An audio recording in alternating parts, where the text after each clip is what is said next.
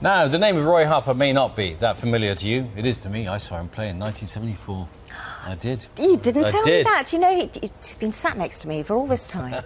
Didn't tell me that. Morning, Roy. Morning, His music Roy. and lyrics have inspired musicians for decades. Led Zeppelin even named a song after him. And others have seen him as a beacon of integrity for the underground scene. Known for his uncompromising honesty and emotion, Roy is back with a new compilation album. We're delighted to say he's joined us on the sofa. Before we speak to him, we'll say hello first. Hello. Hello. Lovely of you to join us this morning. We're going to roll back the years. It's a pleasure. I wish I could. Well, We're well in a way. here's a taste Yes. of Roy Harper.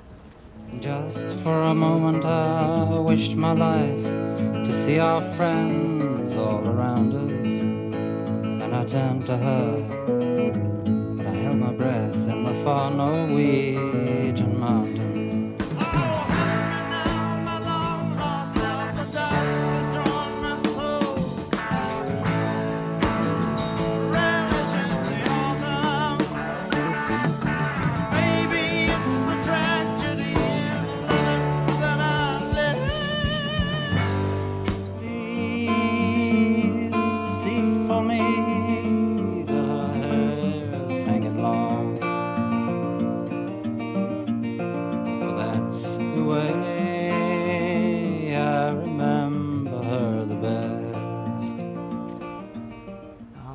Grey whistle test. Hey. There's somebody who's saying that was recorded here, Roy, in this very studio, because this is where the old. No, I think it was. I think it was. Well, you could be right. The mists of time have descended It again. all just melts It in. all merges into one, does it, after a while? Yeah, I said I saw you in our birthday years. Was it the Pink Floyd year? Was it the Genesis year? I thought it was the Doobie Brothers Allman Brothers year, but So then time has just melted. Mist of time. Doesn't matter, Yeah. does it? When you listen to your music, though, it all melts away. I was listening over the weekend to the new album, and they are one or two songs that are not as I remember them. Now, are they are they picked from previous albums, or are they reworked, or what's happening? No, well, they are reworked. I like to call what I do with the old stuff now re-sculpt, because there are all kinds of things that you can do now with frequencies that you really couldn't do 20 years ago. So instead of having it laterally like this, in a way you've got it, if you can imagine, you've got frequencies from the top to the bottom that you can go in and out of and pluck from, top or bottom or middle, and just emphasize a particular thing that isn't. So you actually re-sculpt a track. That's interesting. How much difference does it make to the track? Does it create Huge amounts, actually. But it's what it's great for is to remake a record that's never existed, because of course tracks are different on every record, because every different album has a personality of its own. Mm-hmm. But so you're really invading that particular personality to bring it into another one with another personality. And a lot of the time, well, when you're making a compilation, you've got to make each song sound as though it's always belonged to that record. Mm-hmm.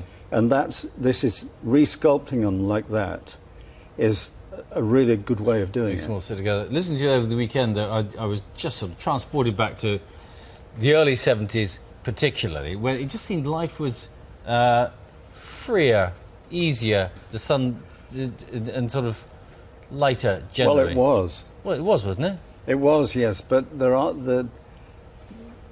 so many restrictions now on movement and everything else. I think that, I was listening to somebody the other day who said that anybody who was born in the digital age, at the beginning of the digital, in other words, young people who are growing up now, are the people of the digital age. The rest of us who are older than that are migrants.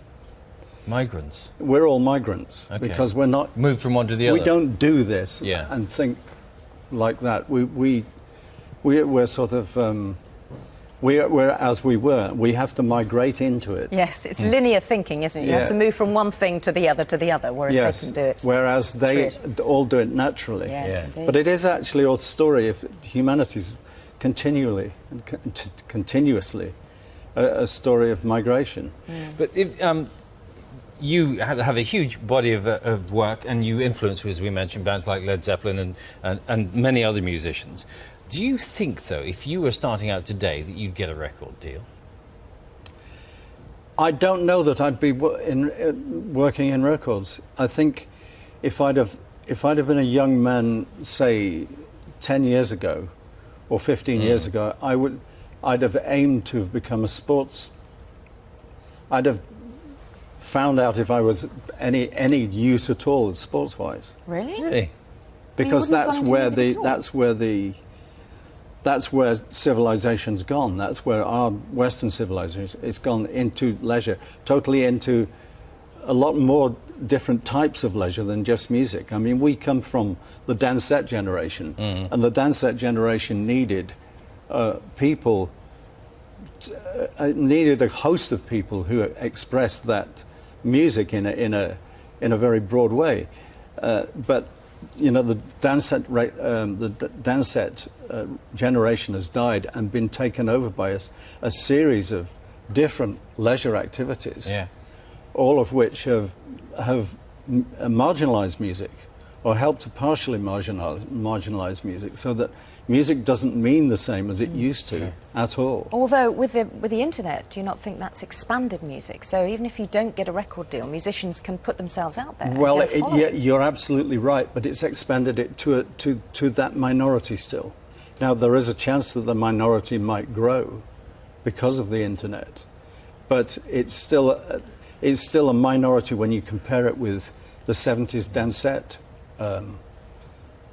civilization. Yeah. Let's have a listen to another of your best-known songs. You can probably guess which one this one is. Can't you? When an old cricket leaves the crease, well, you never know whether he's gone. Sometimes you're catching a fleeting glimpse of a 12th man at silly mid-on. It could be Jeff, it could be John, and the new ball stinging his tail. Could be me, it could be thee, and it could be the sting in the air. Quite modern. Yeah, I can't remember the last time "Silly Mid On" was used as a lyric in a This song. Yeah, this is a love song, Cricket, but you've not put it on your latest album. Well, it's kind of a different song, really. It's more kind of elegiac than just purely a love song. It's the kind of ethic that I get from being English, and it's pure England, really. It's a piece of where I've been and where we're going to, and a piece of memory for the nation, for the national memory, really. Yes. And you still go to the cricket, don't you? A lot. Yeah. I was really honoured last month to be part of Test Match Special. That was really good. You were in the studio Yes. Yeah. with the team. Was it the lunchtime Did you take interview you the cake? did? I did a lunchtime interview with Jonathan brilliant. Agnew. It was really good because we drifted and then I fell on my botty, I have to say. I asked him whether or not I can do the first line of the commentary after lunch, and I found out how bad I really was. Still, you achieved an ambition. You got into the sports Yes. business. Roy, thanks Nice very to much. meet you. It's been a pleasure to be here. Thank you. Oh. Roy's album, Songs of Love and Loss, is out now.